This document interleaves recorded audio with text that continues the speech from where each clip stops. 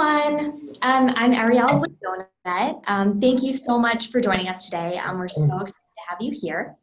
We're going to get started in just a few minutes, and we're going to be talking about belonging in the workplace today. So as you're getting settled, we'd love to get the conversation started. One of the ways that we're going to be interacting today throughout the course of the webinar is by using the chat feature in Zoom.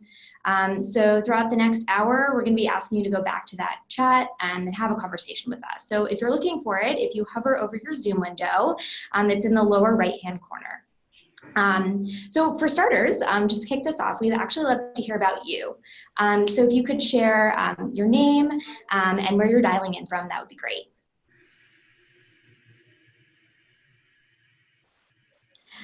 So why are we here today? Why is belonging important, and how does it factor into engagement? Before we get into all of that, we'd love for you to take a moment and just reflect on what it means to have belonging in the workplace. So for anyone that's willing to share, would you mind jumping into the chat and just letting us know about a time when you didn't feel a sense of a belonging or inclusion? You can feel free to be honest here.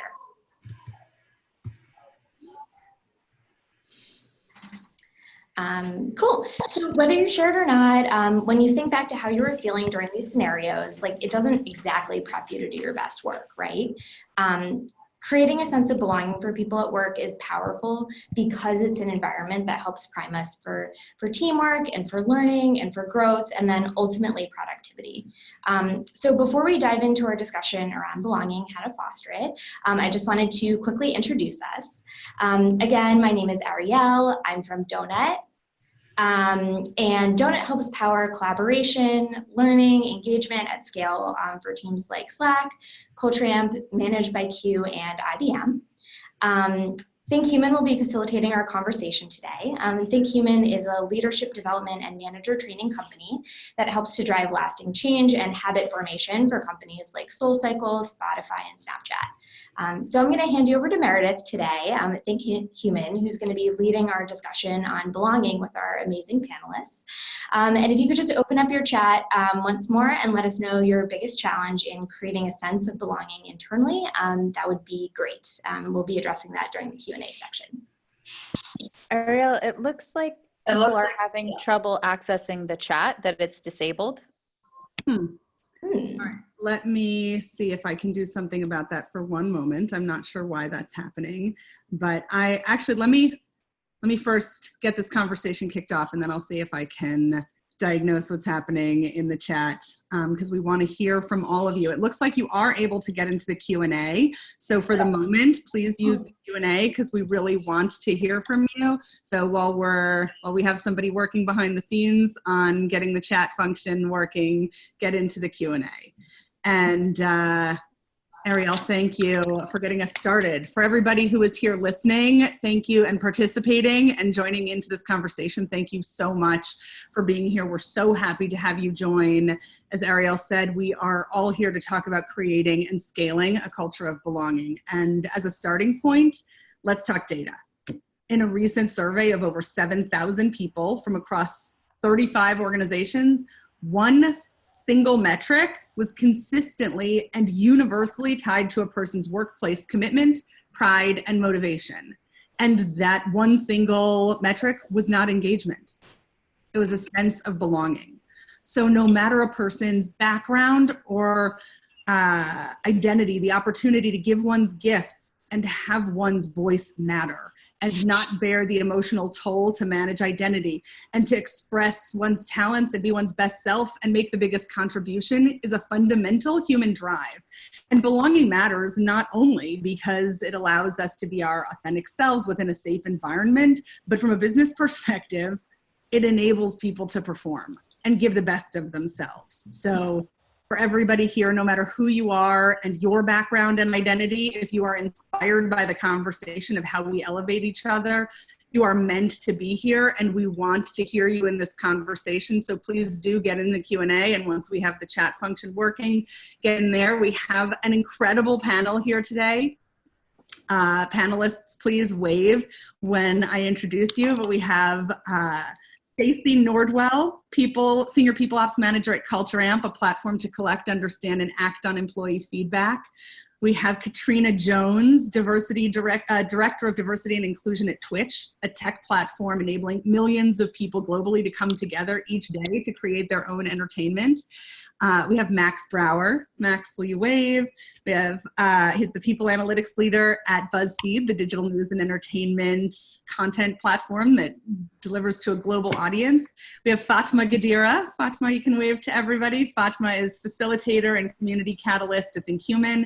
And Netta Jenkins, VP of Global Inclusion for the Mosaic Group and Ask Applications, the NASDAQ-listed company that includes Match.com and Vimeo, among others.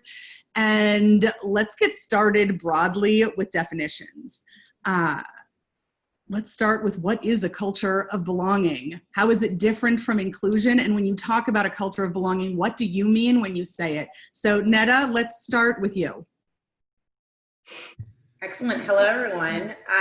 When I think of belonging, I really think of bringing your own authentic self to the table. When I think of it, I also think of feeling comfortable enough to be able to have a voice and speak up. When I think of inclusion, it's about, okay, how can we ensure that every single person is sitting at the table, but sometimes we're not ensuring who's under the table, who's on top of the table, say, hey, look at me. And so I think we need to pay a close attention to belonging so that those folks do have a voice and feel empowered to speak up. Awesome. Max, how about you? Anything you would add to what is belonging and what do you mean when you say it? I'll build on that great definition by sharing some BuzzFeed data. So we actually segmented 3 different ways that employees thought about belonging, at least here in our data. One was, do other people look and act like me? Like, do I feel like I'm an odd person out, or do I feel like I belong? Another was, do I feel recognized and hopefully not bullied or made to feel bad about being here? Were 2 behaviors that kind of led to more or less belonging. And do my peers want to be here? So if we have people who see all of their teammates and friends leaving, they might say, what am I doing in this place? Versus if everyone around them is having a good time and feels they belong, then it's contagious. Beautiful. Stacey, anything you want to add? Or Katrina?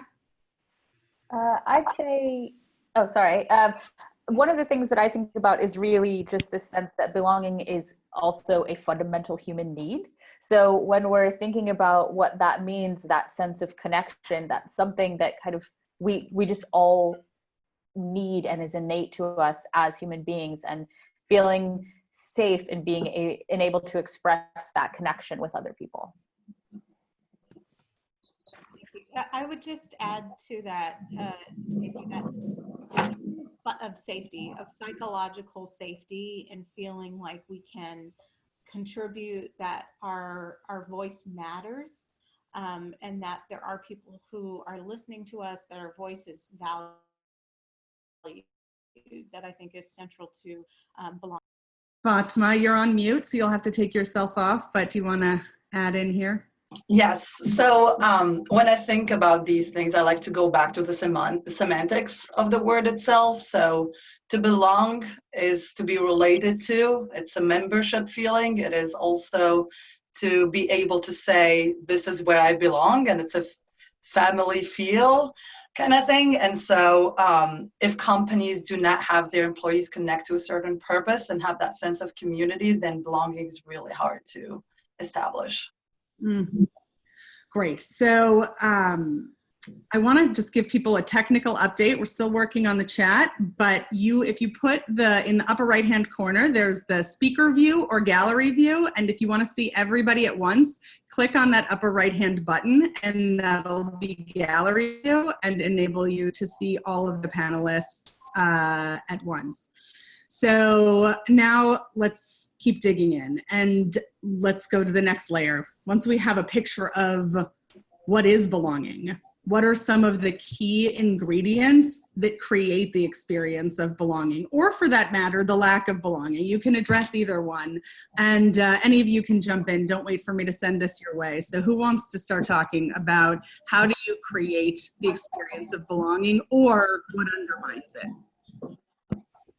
I really like what Max shared about recognition, because it is something that is also available in LinkedIn reports data as well.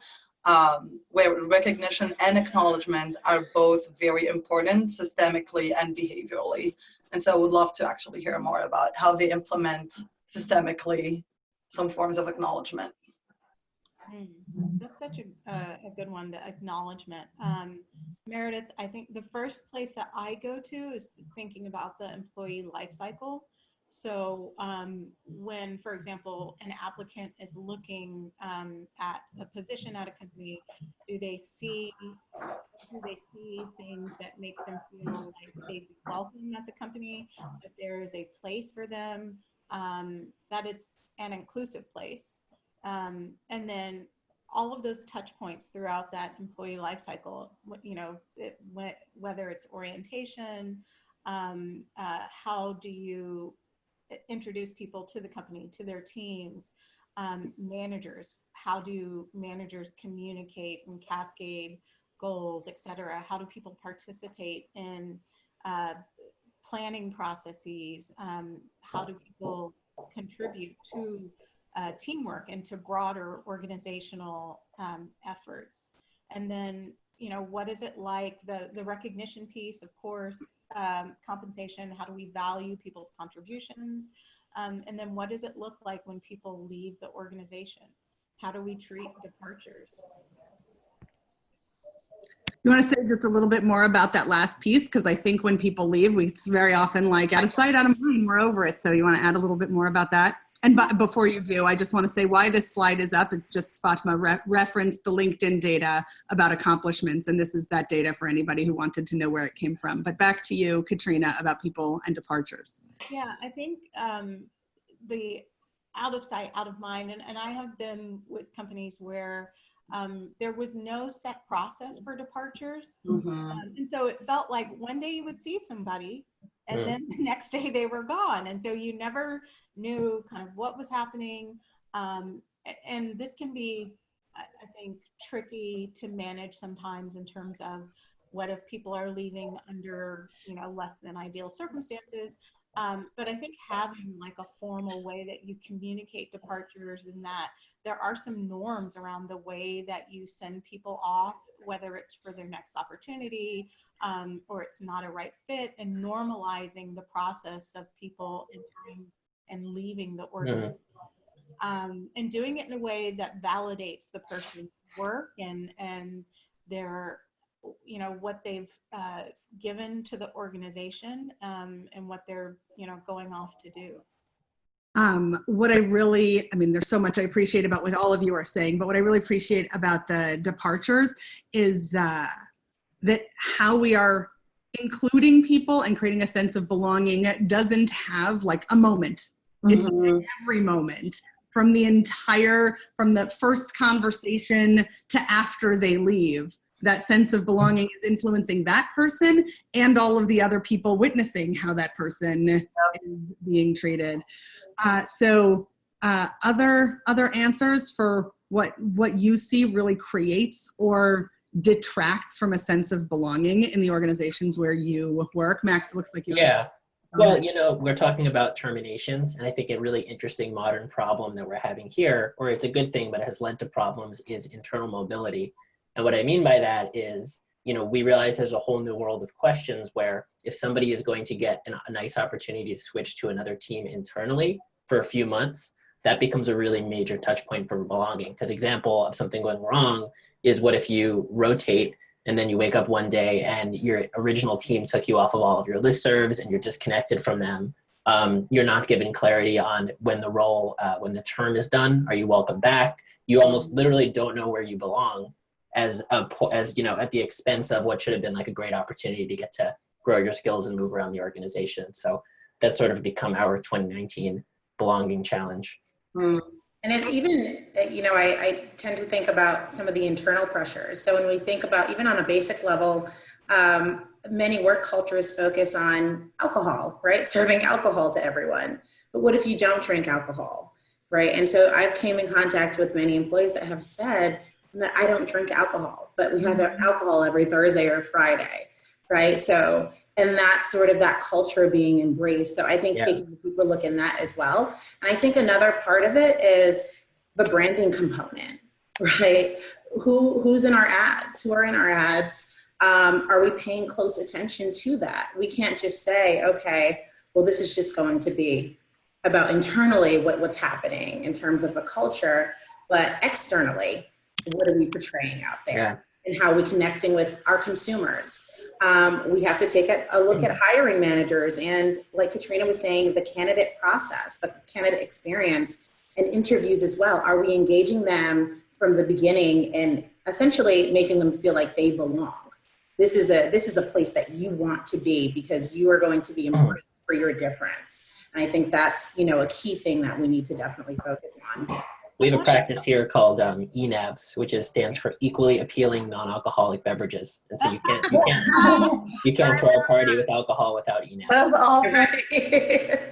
And that's to take it back to what Meredith said, is that it's something that is infused in the culture in so many ways. Right. It's not just, oh, let's have parties or let's build community. It is also how is the behavior when you acknowledge people for specific contributions rather than just general message about how great they are.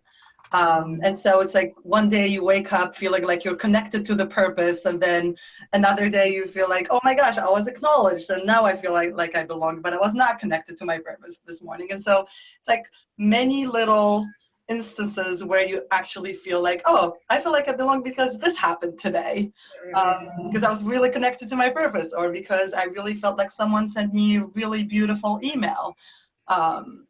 Like something that happened recently after the attack in New Zealand, I got emails from partners at the firm supporting and sending their love, and it was really beautiful. I really felt like this is family. This is really where I belong. Right. And at our company, we have a UROC recognition program, and that's embedded in our Slack channel. So it doesn't matter who you are or what you're doing. It could be the smallest thing that you've done for someone. You can give them a UROC. And the person that has the most UROCs at the end of the quarter gets an experience award.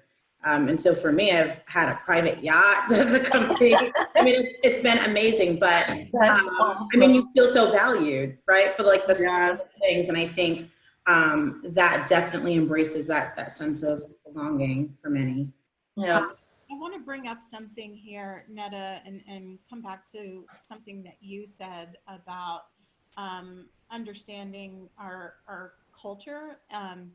And it makes me think about how many companies start, especially, startup companies that end up scaling and growing into big companies, and whether or not the culture has evolved.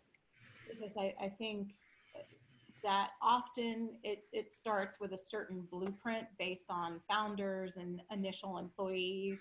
And if you look at those demographics, they're probably, people have a lot of similarities, right?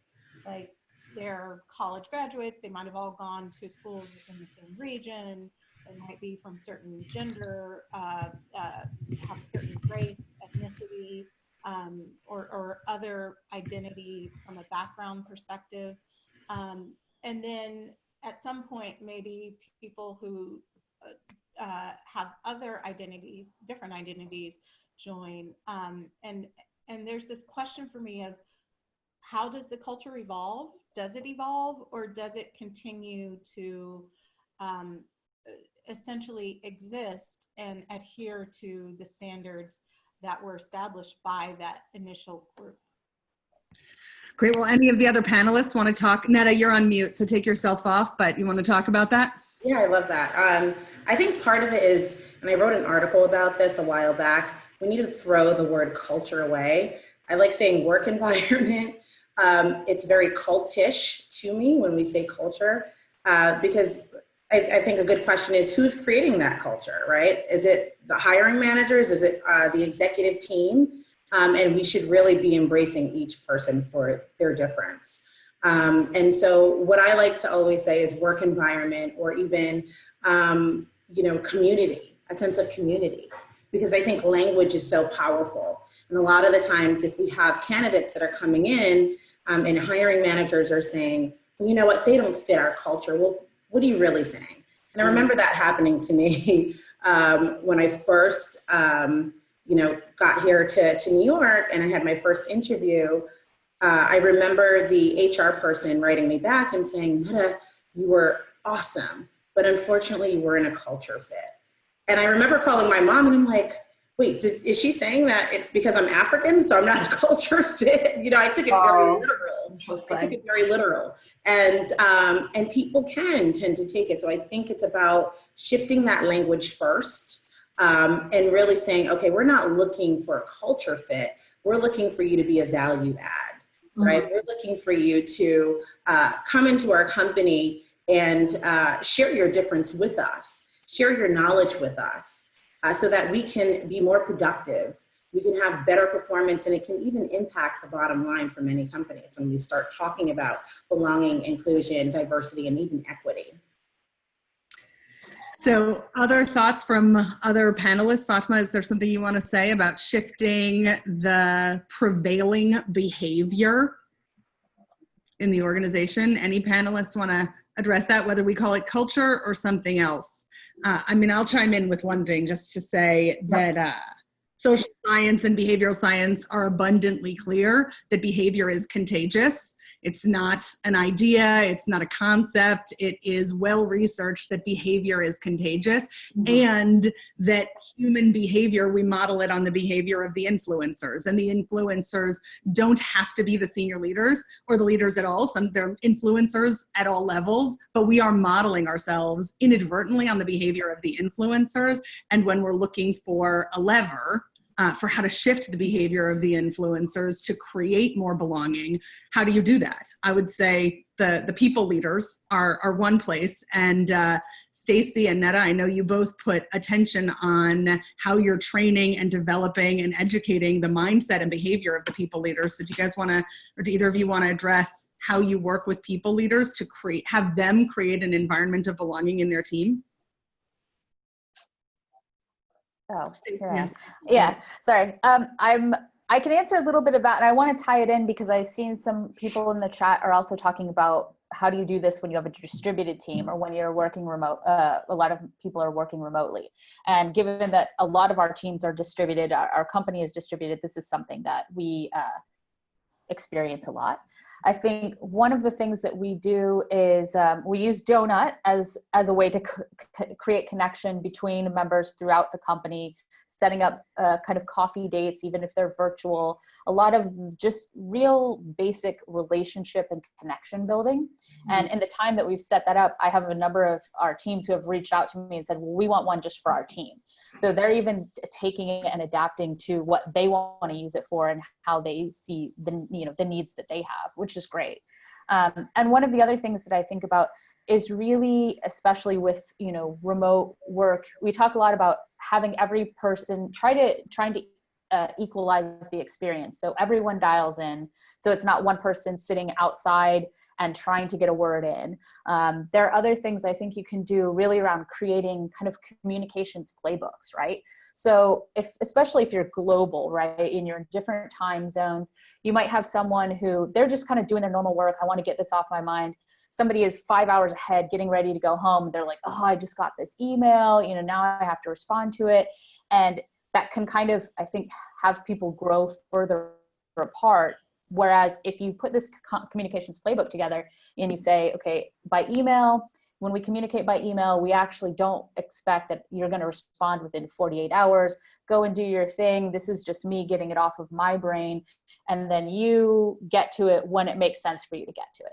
Or if I ping you, in a certain way, that means I actually really do need something right away. Yeah. So I think creating those kinds of norms within your company, within your team, that can build connection, respect, empathy, and get that sense of belonging of, okay, people understand where I'm coming from and respect, the way that I'm existing and doing things. And that's something that can create that sense, across the globe, really.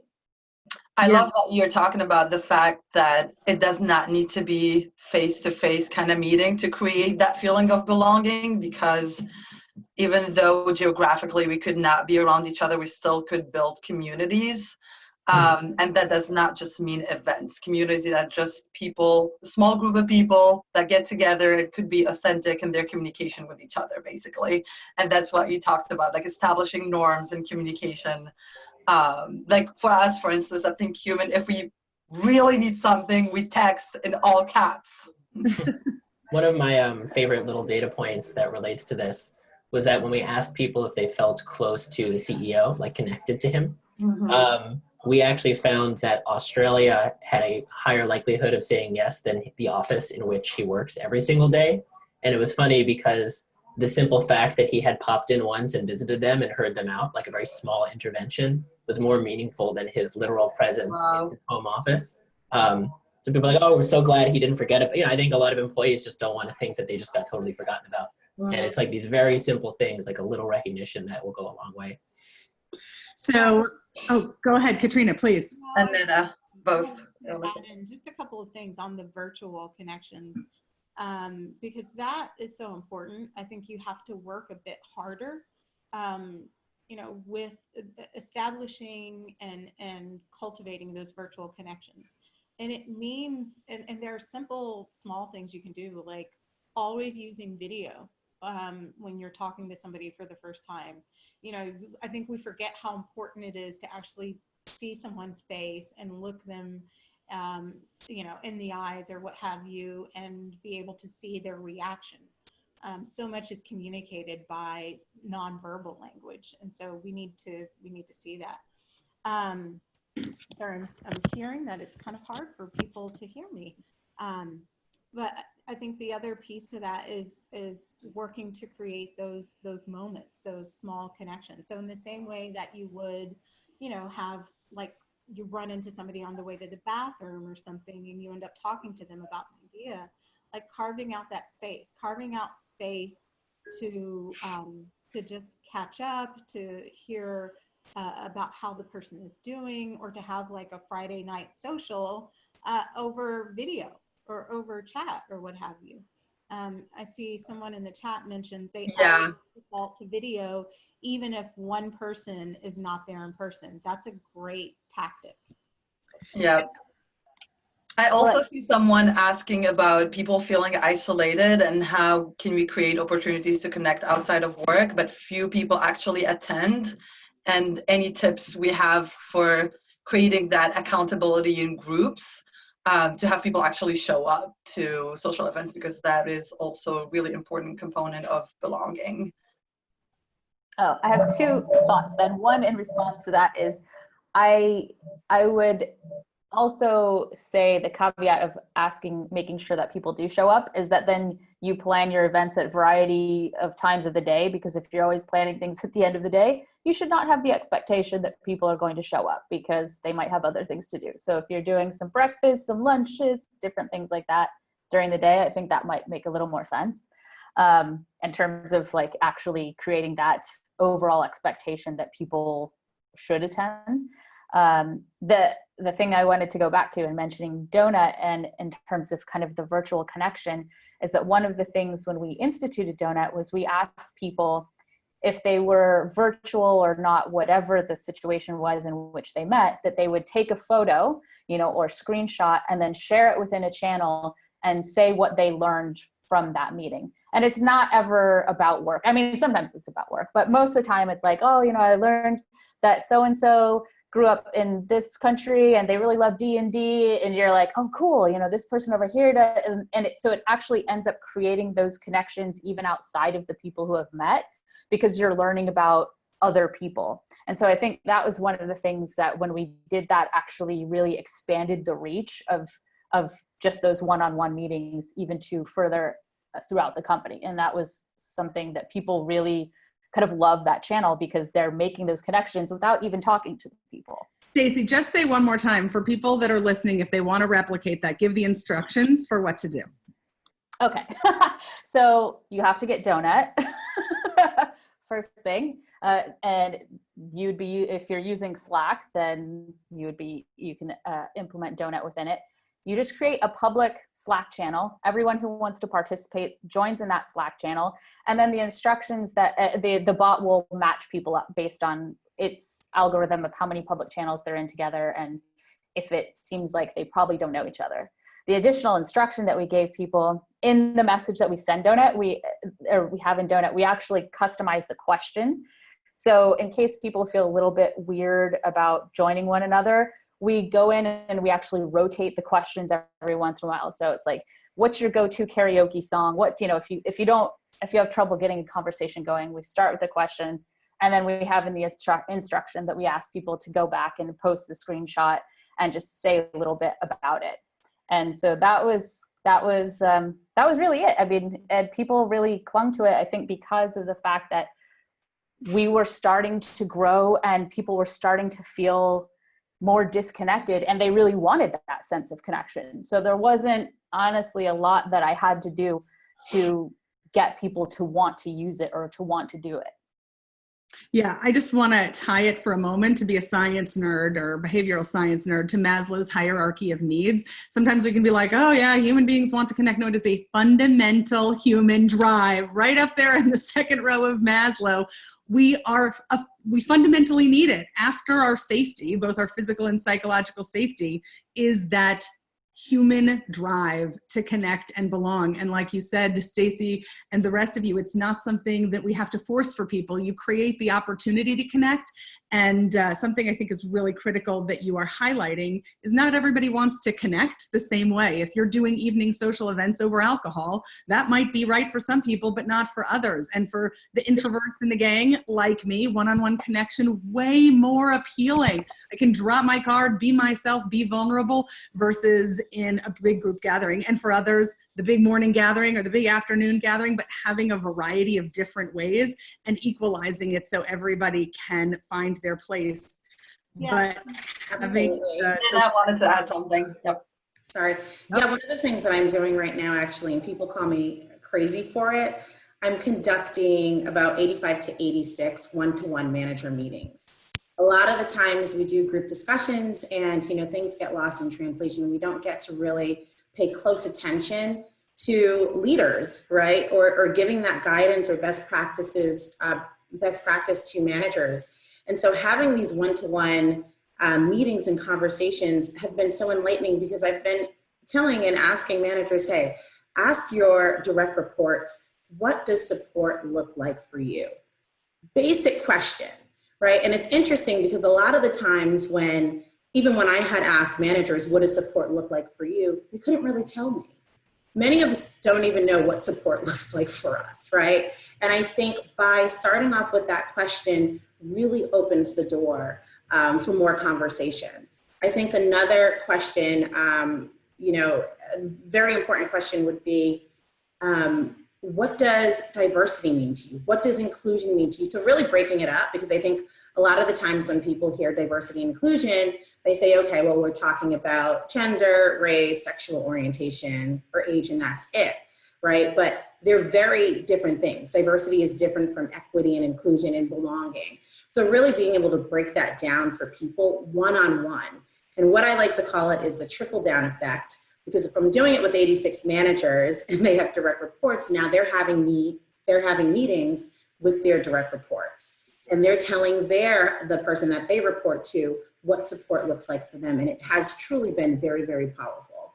So that's, as a D&I leader, that's the work that I have been putting in, even though it's crazy. People are like, wait, 85 to 86 manager meetings? Absolutely.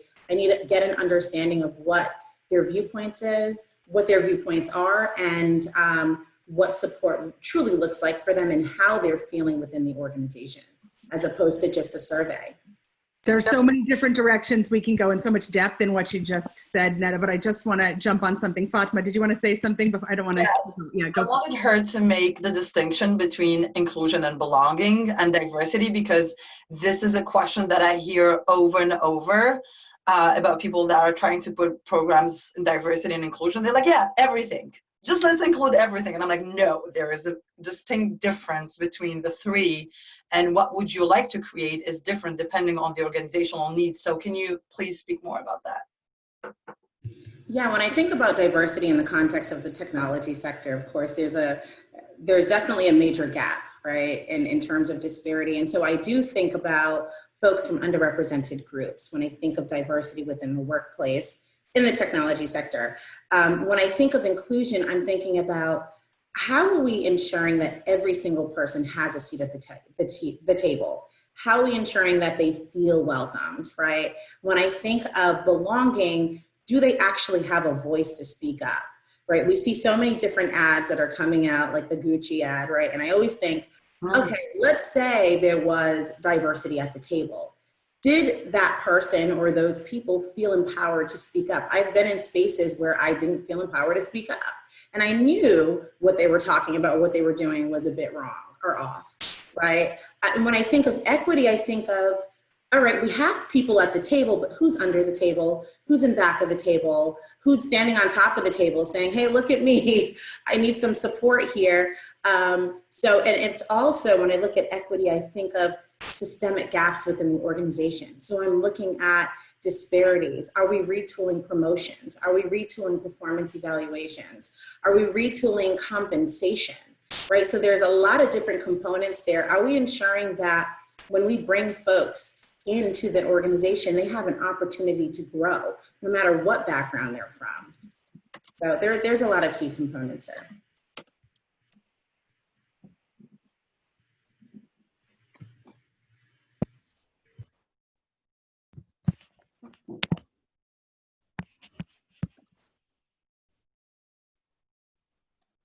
Yeah, I think the voice. Do you guys see a slide?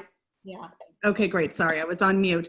Thank you, Netta, for sharing all of that. And I just want to highlight that belonging is not the same across different demographics. The experience of the contributors are not the same. And I wanted to share this. This is data from CultureAmp, the company that Stacey is a part of, and just give people the opportunity to take this in for a moment and consider that consider what this means and what implications there are for how we deal with a sense of belonging. So I want to turn this over to any of the panelists, but thoughts or reactions when you see that belonging and the contributors to belonging are not the same for different groups. Katrina, do you want to answer? You have to go here. Yeah, can you hear me? Yep, we hear you. Okay, perfect. I think this is, I'm glad we're highlighting this. This is super important that, and having used CultureAmp, I do love that it cuts the data by different groups, by different segments, because I think it's important to look at the folks who are least represented within the organization and explore what their experience is and if it is different from the majority. Right. So in the data that you're showing, it's clear that LGBTQ women, that women of color, Black women, Asian women, Latinx, and also straight white women are having an experience that is different in terms of engagement, in terms of how they're experiencing culture, the culture of companies. And so this is an important inflection point to think about why that is, and I want to pull this to the chat as well, because people are talking about how to make people feel included, and that's what it's all about. If you can get to what is it that people need individually, and frankly, I think starting with the people who are, you know, the most underrepresented and generally have the most challenges when it comes to working in professional environments. And if you can create an environment that works for that group, it will likely work for all other groups. Yeah, I really appreciate what you're saying, Katrina. And to tie that back to what Netta was saying about interviewing, I don't even remember the number, but a huge amount of people to find out what does support look like for you. For me, what that highlights is that no matter who you are, whether you are part of the dominant group or not, we still have an experience of otherness and not belonging, or what we need in order to feel like we belong. And as people leaders, for those of us that are in people ops, or leaders of teams, it's critical for us to understand what does each individual need, and it's not one size fits all, and to take the time to really flex and hear from each person. What do they need so that they feel a sense of voice and decision making and feel supported? So other things that you all are doing as it relates to training leaders, whether it's senior leadership or managers throughout the organization, so that leaders are deepening the sense of belonging in the organization? Yeah, I'm going to jump in here because this is something I'm incredibly passionate about. We tend to focus on the most senior leaders, the most visible leaders, and they are an incredibly important piece of this. But we cannot forget about that middle management leader, because they are the ones who are having the most impact day to day with teams, with their intact teams. And that is where we really need to focus. And I don't think we have focused as well in terms of empowering them with the skills that they need to not just get stuff done, but also to manage the care and feeding of people. And that requires a different skill set than what you teach in business school and what you teach in a lot of managerial classes. It is about, listening. It's about, learning to give and receive feedback. It's about, really interrogating your biases as well, ensuring that people have what they need to be successful. And Meredith, to your point, that looks different for every person on your team. There's no single blueprint.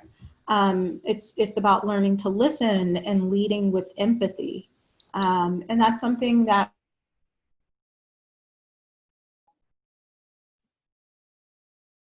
I think Katrina just was frozen. Can the rest of you? Yeah, she'll come back in a moment. Netta, I think that, oh, sorry, Stacey, did you say something?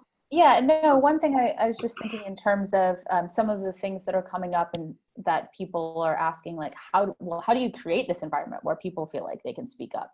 How do you give people that, seat at the table? And being a kind of process-minded and operational person, some of the things that I like, because these are things that can be implemented by, any level of management, are when you create processes that might be around, like, how you conduct meetings, right? So if there's a meeting wherein everyone's asking to be contributing to a project, do you wait until you get in that meeting, or do you provide a document ahead of time that everyone's able to go in and make comments on?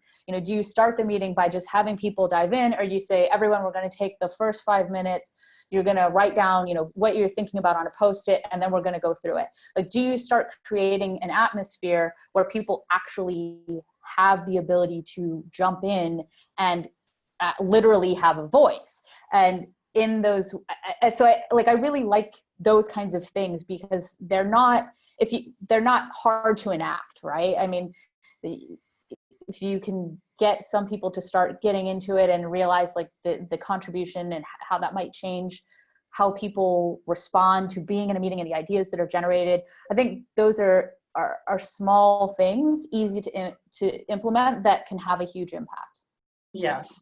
I want to give a shout out here for work styles assessments like DISC and other assessments like Insights. There are a few really great ones out there, and I think managers, again, coming back to the main tools that they can access, if they spend some time learning about different style preferences, communication preferences, which is what Stacey is talking about. That sometimes, for some people, they need time to reflect before speaking. And for others, they'll jump right in and respond. But how do you create space for both styles?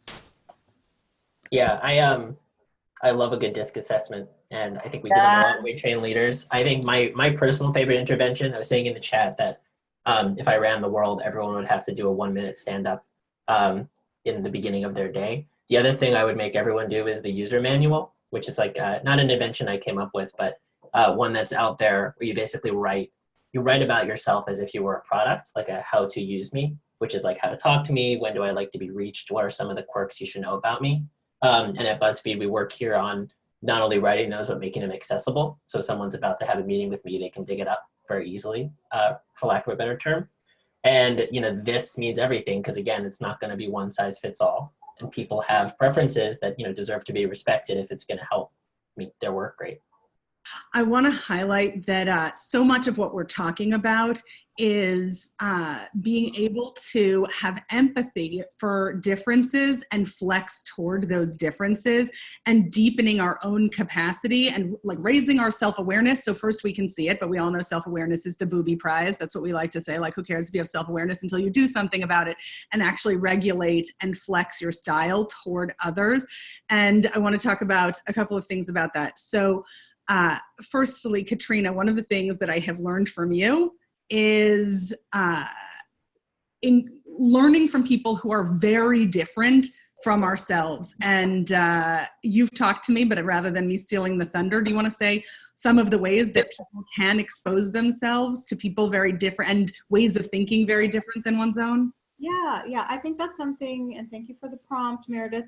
I think that's something you have to be really intentional about going out there and really first understanding what your preferences are, who you are, your identity, and then going out and seeking what's different or what's opposite of you, right? So I've spent a lot of time in my roles with different employee resource groups and working with people of different backgrounds.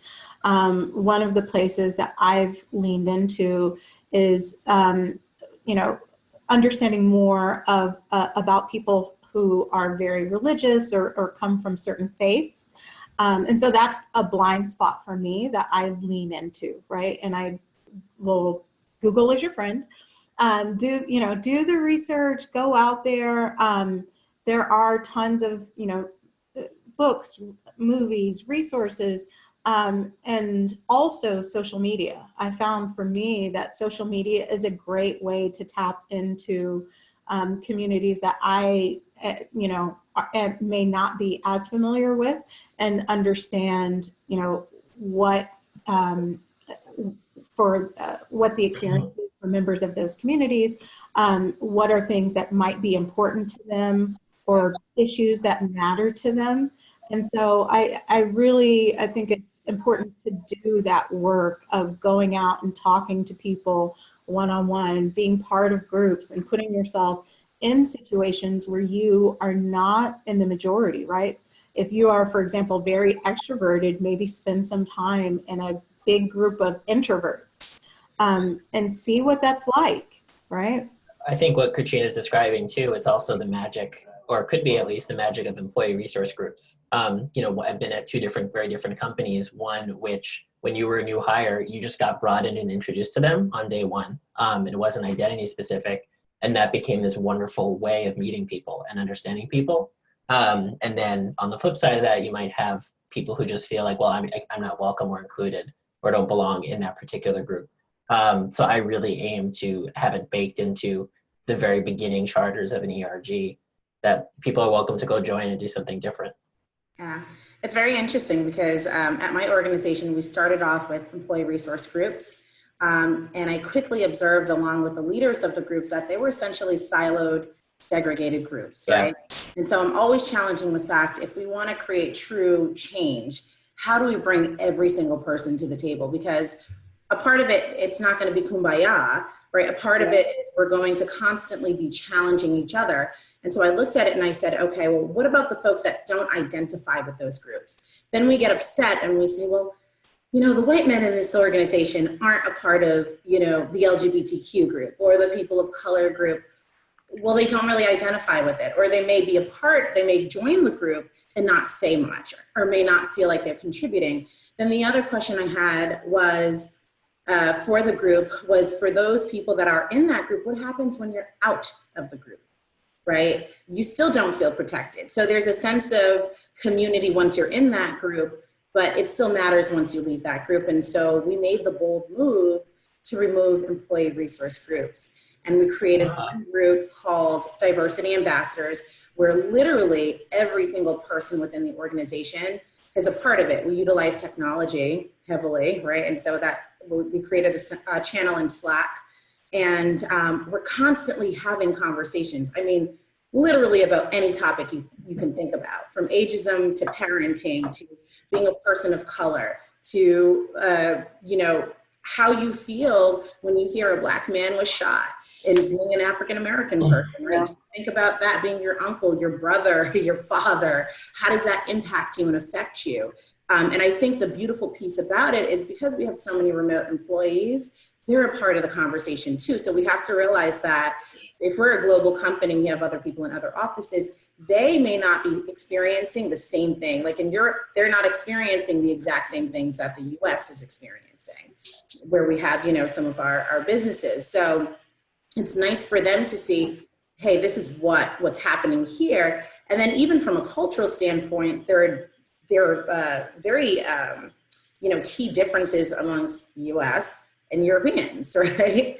And so how do we collaborate and how do we work together effectively? And I think it's always a powerful conversation within that diversity ambassadors channel. And then what we do is based on the level of engagement, we create programs around that. So if there's high level engagement around Blacks within the workplace and how they're feeling, we're gonna create a program around that. If there's high level engagement around parenting, you know, we're gonna talk about that. And one example I'll quickly give is a while back we had a conversation about Black Panther, when the Black Panther movie came out. One colleague who's an Asian male stated, well, I don't understand all the hype around Black Panther. If we want to really normalize this thing, we shouldn't have to talk about it and hype it excessively. There was another person in that channel, which was a Caucasian woman, that said, well, no, this is why Black Panther is so impactful. Now, let's say we were only having that conversation within the people of color group, no one else would have learned, right? So there's power in learning and sharing and communicating and really challenging one another to really create that belongingness and that sense of change. I love that, and I would like to stay a little bit more, Meredith, if we have time, on the ERG topic, because it is definitely something that resonates with a lot of people. Like some people agree with Max and they really see the value of ERGs. Some people are with Netta and want to create more of an inclusive employee resource group.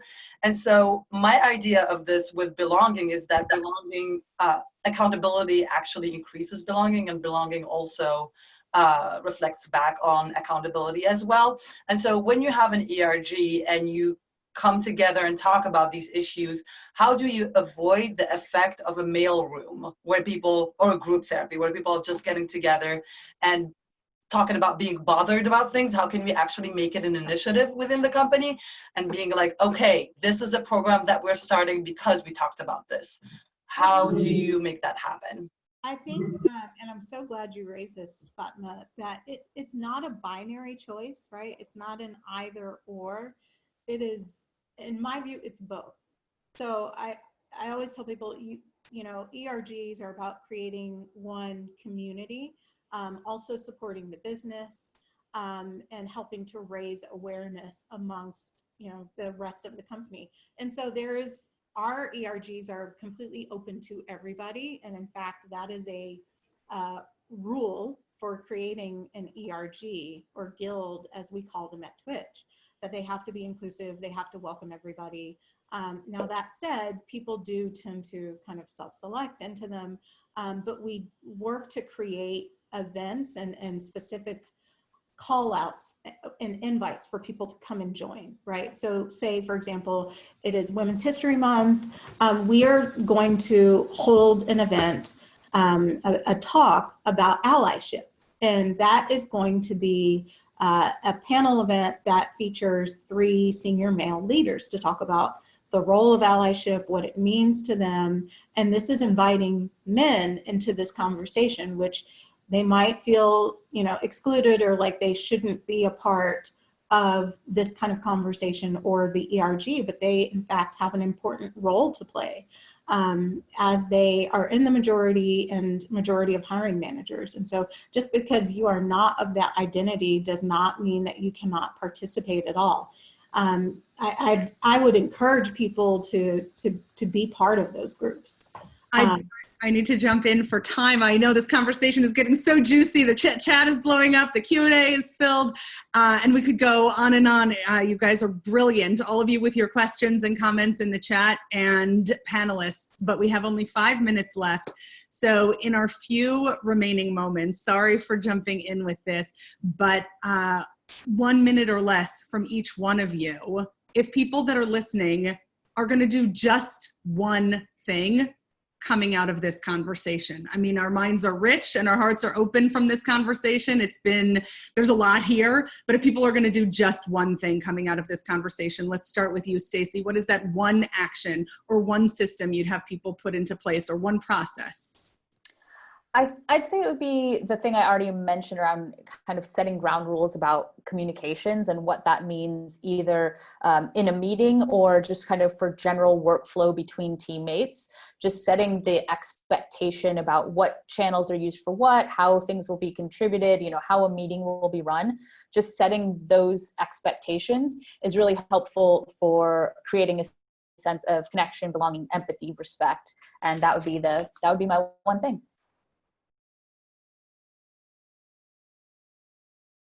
Max, how about you? Sorry, you cut out. Was that for me? Yeah. I would remind people that recognition is free, and that leaders have to think that it's not just who reports to you and do you recognize them, that there's probably a diverse set of people who will feel like they belong if you reach out and are connected and recognize the work they're doing. Amazing. Yes. Katrina? I'm really going to try hard to keep it to one. I would recommend that people start with data, but also pair it with qualitative data. So start talking to people even when you have the quantitative data. That is your trail in the sand, and you have to pair that with listening, with empathy, and seeking to understand other people's perspectives. Fatma? Bring people together, simply, like the example that Katrina shared about Women's Month. Find ways to bring people together and have them have some authentic conversations. And Netta? Yeah, I think, you definitely have the power to measure inclusion, and anyone that wants to know a little bit more, definitely reach out to me on LinkedIn and we can talk about it. And don't just rely on one unconscious bias training and think that everything is going to be okay and everyone's going to be woke. It doesn't happen that way. I think in order for unconscious bias training to work, it really has to be taken in doses and stages. Yes. A couple different trainings a year, is more effective than just saying, okay, we have this one training and now we're all good to go. So, I have more, but I'll keep it short. It's so rich. So many of you in the chat are asking, can the slides be shared? Is the recording being shared? The answer to both is yes. And just as we're wrapping up, belonging, as we've said throughout this conversation, is a fundamental human drive. We as human beings are shaped deeply by our sense of belonging. It shapes our experience of life and how we're able to bring ourselves and how we're able to give. And the systems that we're operating inside of are invisible to us. Like a fish in water, that fish sees a new plant or a new fish swim along, but it doesn't see the water. The water isn't a reference point, and that makes systems so tricky to uncover. And the problem is we don't realize that our minds are designed not to see the water. So whether it's our mindset when evaluating dress or name or social norms, or who can get healthcare for their defined family, or whose needs are not even covered by the company healthcare, or the behaviors that are rewarded and punished when people speak up about an issue and the consequences it can have on their career. These invisible systems are limiting belonging along with opportunity. And every person, no matter who we are, has some way that that's impacting us. So panelists, thank you so incredibly much for the contributions that you shared, creating social bonds through coffee chats, getting people together through donut, understanding each other's differences, using technology for that, having real conversation. As Maya Angelou so famously put it, People will forget what you said, people will forget what you did, but people will never forget how you made them feel. So to you amazing panelists, thank you for this community with your rich, abundant, incredible contribution. Thank you, and go make your version of this real in the world. Bye. Bye.